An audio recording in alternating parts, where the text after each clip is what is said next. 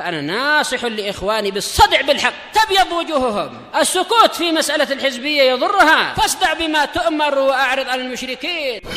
سلامي على دماج ورجالها والشيخ يحيى ودار العلم يا سعد بانيها. بسم الله الرحمن الرحيم. الحمد لله حمدا كثيرا طيبا مباركا فيه كما يحب ربنا ويرضاه. أشهد أن لا إله إلا الله وحده لا شريك له، وأشهد أن محمدا عبده ورسوله صلى الله عليه وعلى آله وأصحابه ومن تبعهم بإحسان إلى يوم الدين. Amma ba'd. Ikhwanil kiram rahimani wa rahimakumullah. Alhamdulillah, pada pertemuan yang lalu kita selesai dari bab al-wakalah wasyarikah wal musaqah wal muzara'ah. Yang keempat, istilah ini ikhwan, semuanya masuk dalam satu jenis akad, yaitu uqudun jaizah.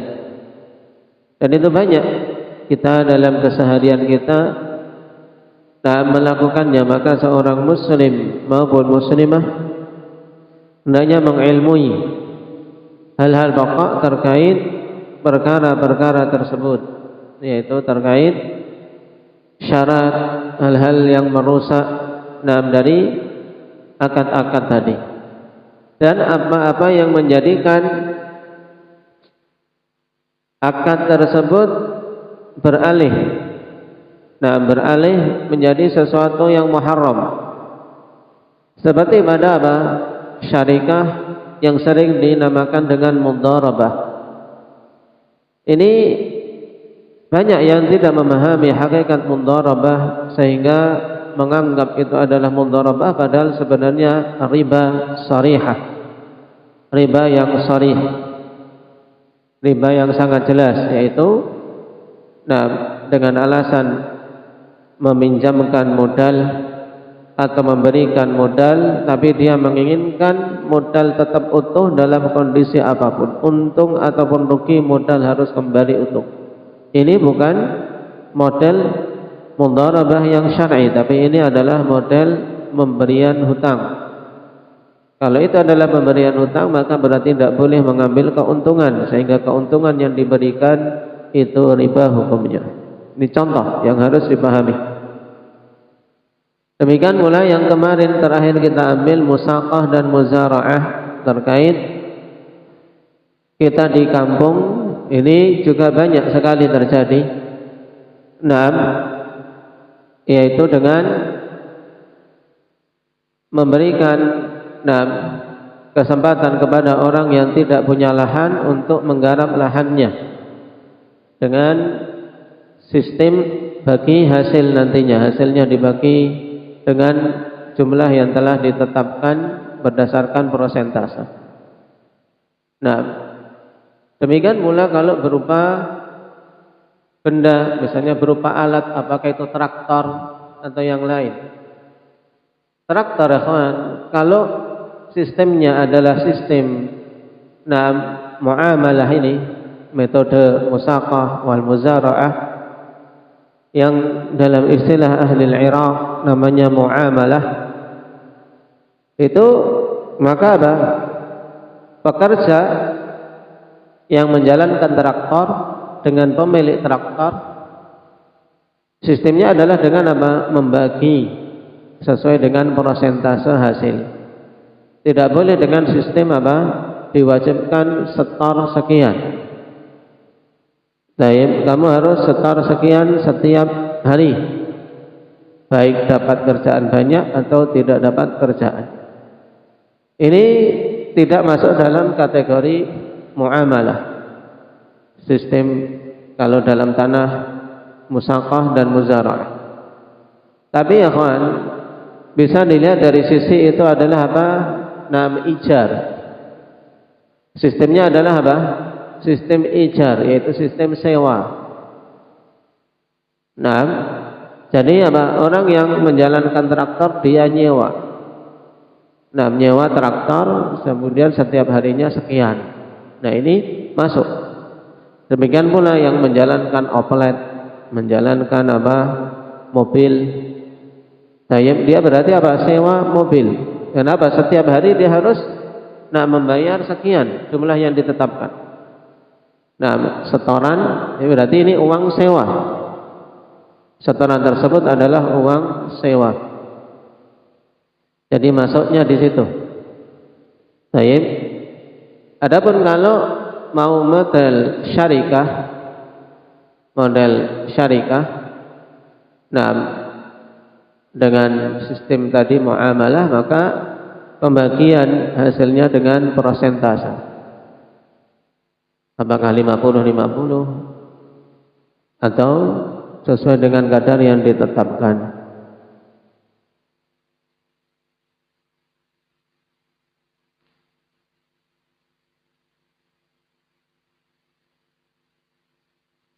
Sekarang kita masuk pada bab baru, akhwani fillah.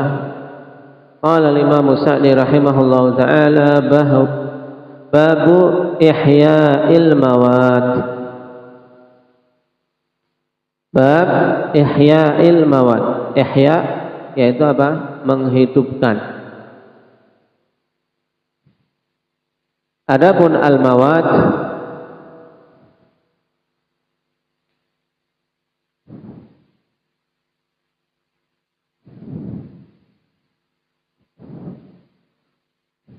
al-ardul lati lam tu'mar. Al-mawat yaitu apa? Tanah yang belum diolah. Lahan matilah mudahnya.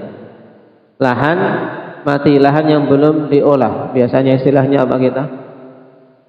Lahan yang belum diolah.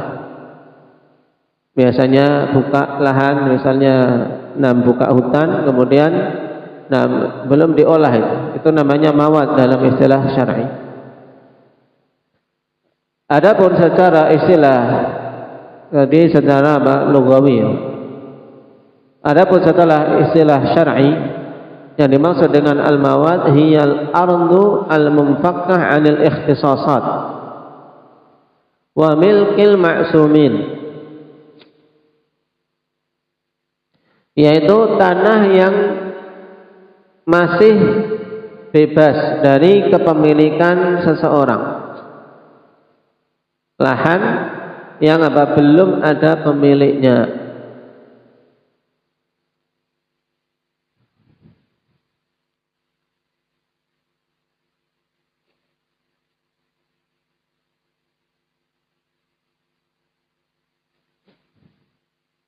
Belum ada tanda-tanda di situ patok atau yang lainnya, belum ada digarap dan seterusnya.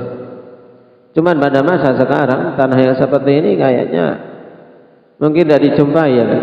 Karena semua tanah kalau tidak milik perorangan, milik negara ya. Nah, orang mau menggarap misalnya ini Ihya'ul Mawat, ini ada hutan, kemudian dia apa? Dia olah, tiba-tiba yang pemiliknya datang, ini ya saya punya buktinya, jazakallah khairan. Nah, sudah dibuka lahannya. Baik. Jadi untuk pembahasan Ihya'ul Mawat pada masa sekarang karena kayaknya sulit untuk didapati yang seperti ini. Nah, bahkan pulau pun pulau tidak berpenghuni itu juga ada miliknya ya kan, milik negara. Nah, milik negara. Baik. Qala rahimahullahu taala wa hiya al-ardul ba'irah allati la yu'lamu laha malik. Yang dimaksud dengan al-mawad di sini kata Imam Sa'di dengan pengertian yang lain yaitu al-ardul ba'irah, yaitu allati la athara li zira'atin fiha wala imarah, yaitu lahan kosong mudahnya, yaitu lahan yang tidak ada bekas-bekas diolah untuk ditanami dan juga tidak ada bangunan padanya. allati la yu'lamu laha malik, yang tidak diketahui ada pemiliknya. Makanya kita katakan ini pada masa sekarang sulit untuk didapati yang seperti itu. Bahkan ikhwah-ikhwah yang di Riau dan yang lainnya ketika mereka buka lahan pun itu beli. Nah, beli. Walaupun dengan harga murah. Nah, demikian pula yang di Sumatera, di tempat-tempat yang lain membuka lahan, beli hektar dengan murah, buka lahan hutan, tetap ada pemiliknya, ada yang mengaturnya. Nah, kalau tidak perorangan ya pemerintah.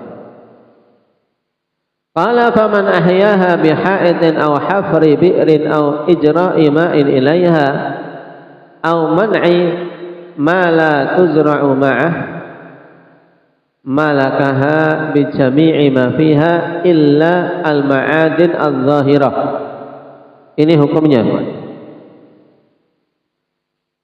Siapa saja yang menghidupkan suatu tanah mati seperti tadi, biha'id, dengan apa? Dengan membuat tembok misalnya. Ini taruhlah di negeri antah berantah misalnya, untuk datang di situ tanah, bikin tembok, pokoknya seluas-luasnya bikin tembok, berarti itu milik antum. Atau hafrin, atau dengan nama membikin lubang, dibikin parit-parit, nah ini milikku. Nah, aw hafri bi'rin, atau dengan menggali apa, sumur. Kenapa? Untuk menghidupkan lahan butuh air.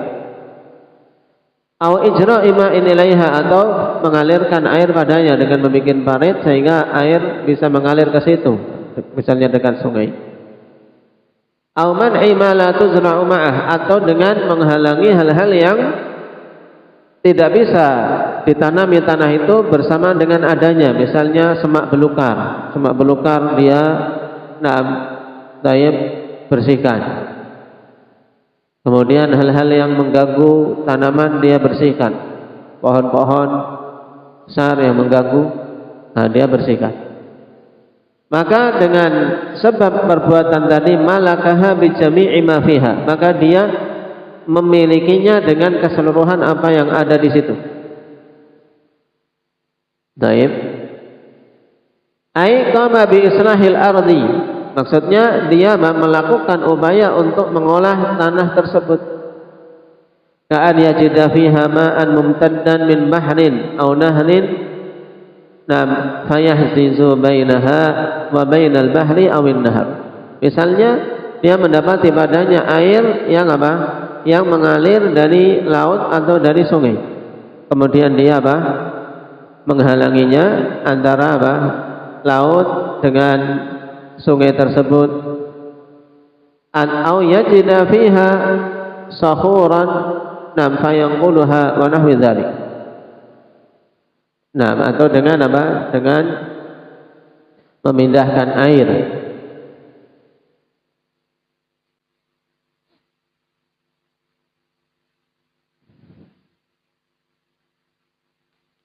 Tadi au yajidu fiha sakhuran fayanquluha, maksudnya atau dia dapati pada tanah tersebut sakhur, yaitu batu-batu besar. Kemudian dia pindahkan, karena apa? Lahan kosong, batu-batunya banyak, dia pindahkan, bersihkan sehingga tanahnya bisa digarap. Maka dengan itu dia bisa menghidupkan tanah tersebut, dihukumi dia yang menghidupkan tanah tadi. Berarti dari pembahasan ini akhwan, ya kita ambil dulu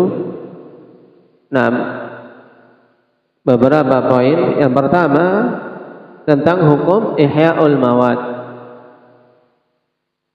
Ihya'ul mawad secara syar'i boleh apabila memang didapati ardul maitah, yaitu tadi tanah yang bairah, allati la yu'lamu laha malik, memang tanah yang tidak berpemilik, tidak ada yang memilikinya.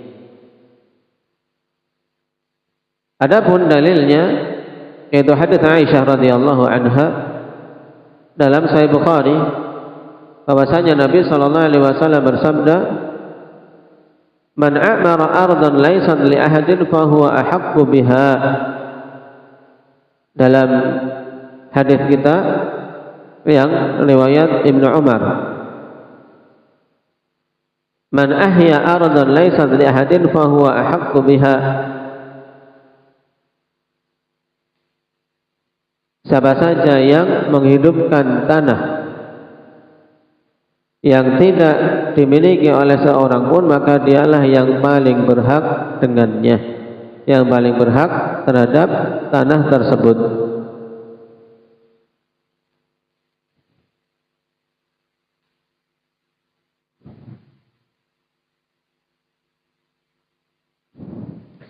Dan juga dari Jabir,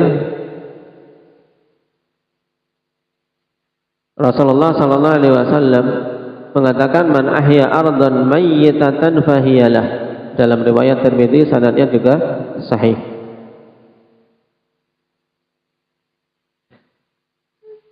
Cuman tadi harus dipastikan tanah tersebut memang tanah apa?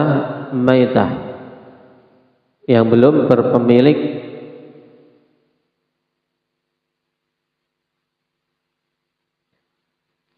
Dan al-mawad, ya, al-ardul mawad, ikhwan, dari pengertian mu'allif tadi, yaitu tanah yang terkumpul padanya dua hal berarti.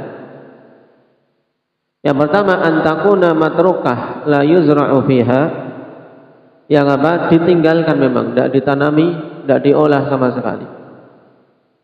Yang kedua, alla yu'lam laha malik, memang tidak diketahui ada pemilik untuk tanah tersebut. Makanya dikatakan tadi, pada masa sekarang termasuk hal yang sulit, karena masalah pertanahan apalagi sudah dibuat badan khusus untuk mengaturnya, sehingga mungkin seseorang tidak tahu pemiliknya, tapi ketika tanya ke BPN, oh ini milik si fulan, ada catatannya. Tanah tetangga tanah ini siapa ini, semuanya sekeliling tidak ada yang tahu. Jangan dikira ini ardul mawad, kita amalkan hadis, langsung dicangkuli. Besok-besok sudah datang polisi untuk ditangkap. Nah, ya.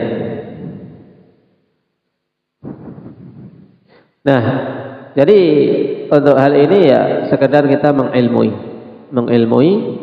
Nah, secara hukum syar'inya ternyata ada pembahasan seperti ini dalam syariat kita. Dengan apa suatu tanah bisa dikatakan seseorang telah menghidupkannya dan memiliki hak kepemilikan terhadapnya, disebutkan tadi oleh Imam As-Sa'di rahimahullah ta'ala. Yang pertama dengan membuat pagar, dia memagari. Sebagaimana dalam hadis Samurah bin Jundub, man ahata ha'itan ala ardin fahiyalah. Siapa saja yang membuat pagar untuk suatu tanah, yaitu tanah tadi yang belum ada pemiliknya. Nah, belum ada pemiliknya. Kemudian dia bikin pagar, maka itu untuk dia. Hadis Samurah bin Jundub dalam riwayat Abu Dawud, sanadnya sahih li ghairi. Yang kedua, dengan mengalirkan air, apakah itu dari sungai atau dari mata air. Yang ketiga, dengan menggali sumur padanya. Dan yang keempat, dengan mencegah dan menghilangkan hal-hal yang keberadaannya menghalangi ditanamnya tanaman-tanaman pada tanah tersebut atau dibangunnya suatu bangunan. Baik. Dan semua hal yang dikenal bahwasanya dia telah menghidupkan tanah, maka masuk dalam cakupan ini. Baik. Ini tentang apa? Ihya'ul mawad dari si hukum dan dengan apa dikatakan seorang telah menghidupkannya. Walhamdulillahirabbil alamin.